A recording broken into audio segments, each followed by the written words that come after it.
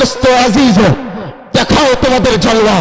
অন্যায় দেখেছি, অবিচার দেখেছি, আর সহ্য হয় না, বরদাস্ত করেছি। স্বাধীনতার 55 বছর পর এদেশের গরিবদের উপর জুলুম হয়েছে, এদেশের আলেমদের উপর জুলুম হয়েছে। আগামীর বাংলাদেশে আর দেখতে চাই না।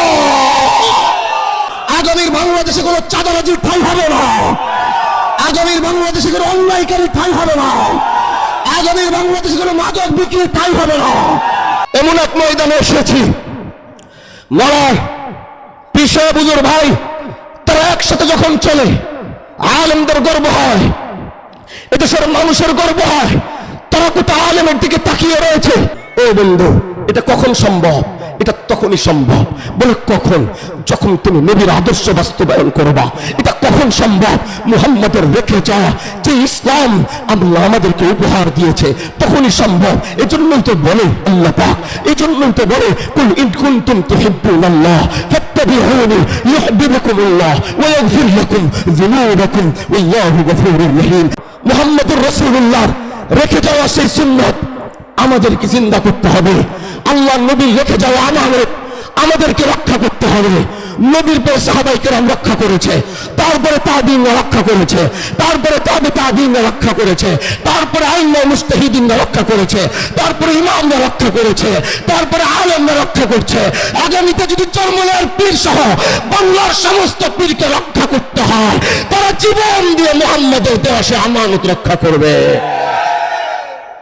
শুধু তারাই নয়, তাদেরকে যারা ভালোবাসে, তাদের জন্য যারা কাঁদে, তাদের আগে পিছে যারা চলে, তারা যদি এতটুকু কোরবানি করবে, তাদের অনুসারীরা তার 100 গুণ বেশি করার জন্য প্রস্তুত আছে। আমি চরমনার ময়দান থেকে আজকে এমন এক শব্দ আর আওয়াজ চাই, যেটা দিয়ে বাংলার সমস্ত নাস্তিকদের মধ্যে ভয় সৃষ্টি হবে, আল্লাহর দুশমনদের ভিতরে ভয় সৃষ্টি হবে। এমন এক তাকবীর আমি চরমনার ময়দান থেকে দেখতে চাই। বলো নারায়ে তাকবীর।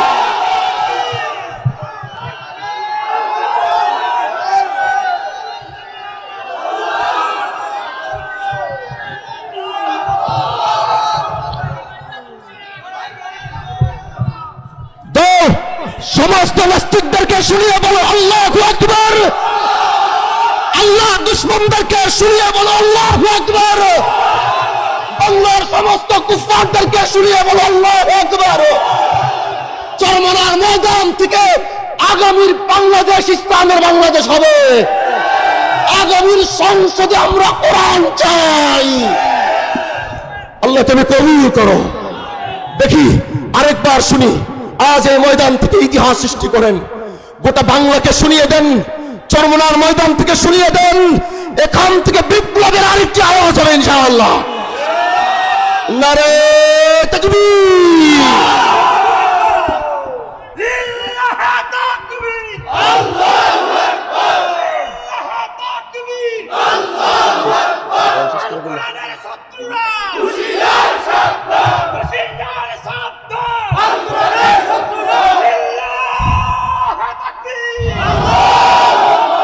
আজকের মতো এখান থেকে বিদায় নিব।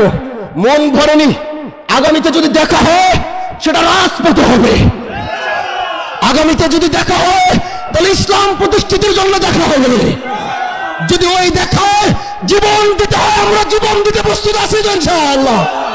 আগামীর বাংলাদেশে কোনো চাঁদাবাজির ঠাঁই হবে না, আগামীর বাংলাদেশে কোনো অন্যায়কারী ঠাঁই হবে না, আগামীর বাংলাদেশে কোনো মাদক বিক্রির ঠাঁই হবে না।